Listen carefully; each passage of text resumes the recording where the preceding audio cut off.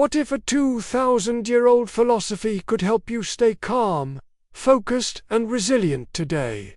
Welcome to this channel. In just a few moments, we'll meet one of history's most famous Stoics. But first, we need to go back to ancient Greece, where the sun rises over the ruins of the Temple of Apollo. It's a crisp morning in Athens, around 300 BCE. The shops are opening, farmers are heading to the agora, and a merchant hurriedly brushes spilled grain off his robe. All around him, life goes on as usual, but one man has stopped in his tracks. His name is Zeno of Citium, and he has seen a passerby trip and fall right in front of him. Now most passers-by would have kept walking. They had places to be and things to do. But Zeno couldn't help but notice how the fallen man instantly regretted his carelessness, blaming himself for being clumsy. And then when some onlookers started laughing at him, he felt shame. Then after brushing himself off and gathering his things, he got back up and walked away slowly, regaining his dignity. But as he did, Zeno realized that this little episode contained a universal truth.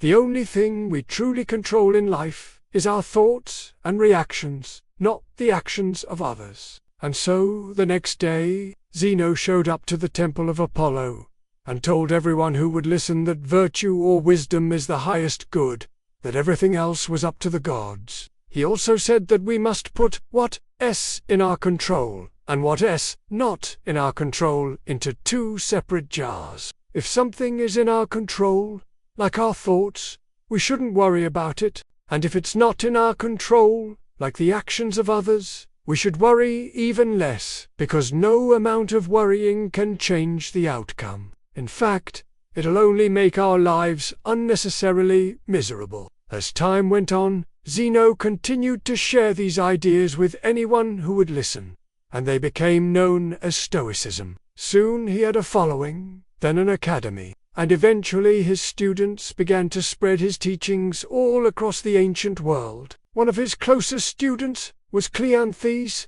who took over the academy after Zeno's death. He was succeeded by Chrysippus, and together they built Stoicism into one of the most popular philosophies of the ancient world.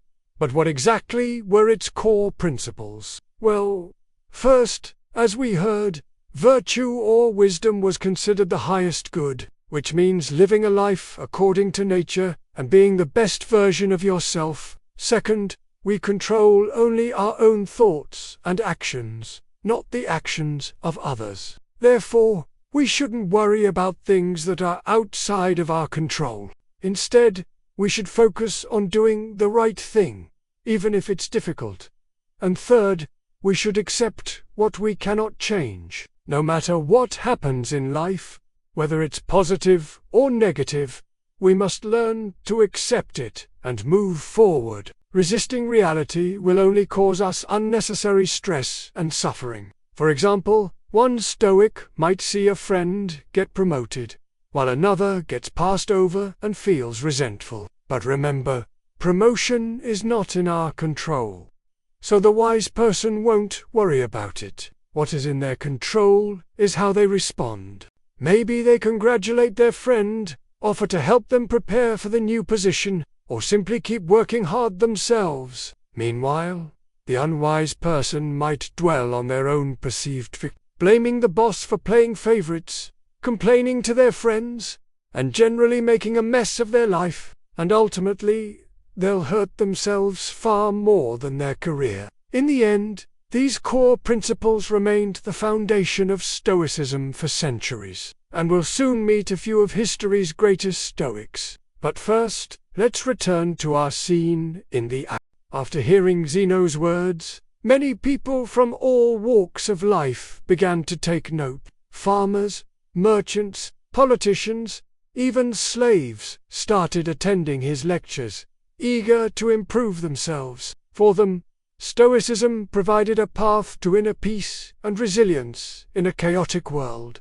And that's why it's still relevant today. In fact, when you look around, you can find Stoicism everywhere. Every military special forces team practices negative visualization before dangerous missions. Top executives journal every morning. World-class athletes deliberately practice every day. Best-selling authors write thousands of pages. At its core, Stoicism is about setting goals and working tirelessly to achieve them. It's about accepting setbacks as part of the process and learning from them without complaining. In other words, it's about getting back up after falling down and dusting yourself off without blaming others or making excuses. When you think of the greatest leaders, innovators, creators, and change-makers throughout history, you realize they were all Stoics at heart. They understood that success was within their grasp, if they just worked hard enough and did uncomplained along the way. But who exactly were some of these famous Stoics? Well, first, there was Epictetus, a former slave who became one of the greatest teachers of Stoicism in Roman times. He taught countless wealthy and powerful people, including the Emperor Hadrian. As he said, "It's not things that upset us, but our opinions about those things." Then there was Seneca, a Roman senator, philosopher, and playwright. He served as advisor to 4 emperors, including Nero, and he used his vast influence to promote Stoic ideas. He wrote, "All human life is full of turmoil and pain. You can cut it out by refusing to cooperate with your own perceptions." And finally, there was Marcus Aurelius, the philosopher-emperor who ruled Rome. From 161 to 180 CE, he was born into the right family at the right time and became both a brilliant general and statesman. But he was also a devoted Stoic who tried to put theory into practice every single day. In fact, we have his private journal where he reflects on his failures and shortcomings as well as his victories and triumphs. And this makes him one of the most relatable figures in all of history. He famously wrote, "The happiness of your life depends on the quality of your thoughts." So as you can see, Stoicism isn't a new idea, but it's become increasingly popular in recent years. Why is that? Well, in today's hyper-connected world, we're constantly bombarded with information and distractions. This leads to shorter attention spans, decreased productivity, and higher rates of depression and anxiety. In fact, studies show that millennials in younger generations are more stressed out than previous generations. However, Stoicism offers a solution. By focusing on what's in our control and accepting what's not in our control, we can reduce stress and increase our ability to focus. We can learn to detach from outcomes and enjoy the process instead. We can rise above the chaos and maintain our composure. In short, we can start living better, more fulfilling lives. And here's the best part. You can start applying Stoic ideas immediately. First, you can practice morning reflection. Set aside a few minutes each morning to think about the day ahead. What are your goals? What challenges might you face? How can you be prepared? This simple habit can make all the difference. Second, you can use negative visualization. Before making important decisions, ask yourself, what could go wrong? By visualizing potential problems, you can better prepare for them and reduce their impact. This exercise can help you avoid disaster and seize opportunity.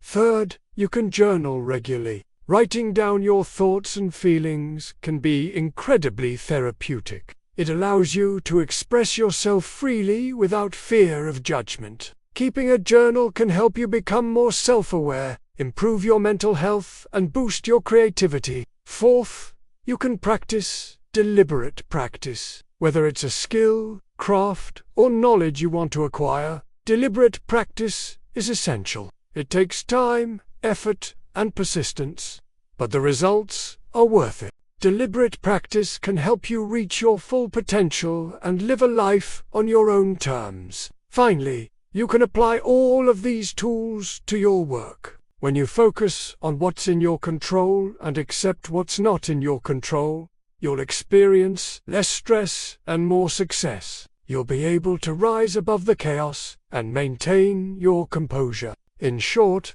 you'll be able to lead more effectively and achieve your goals with greater ease. So don't wait any longer. Start practicing Stoicism today. You have nothing to lose and everything to gain. As Marcus Aurelius wrote, you have power over your mind, not outside events. Realize this, and you will find strength. So that's all for now. Thanks for watching. And thanks for watching.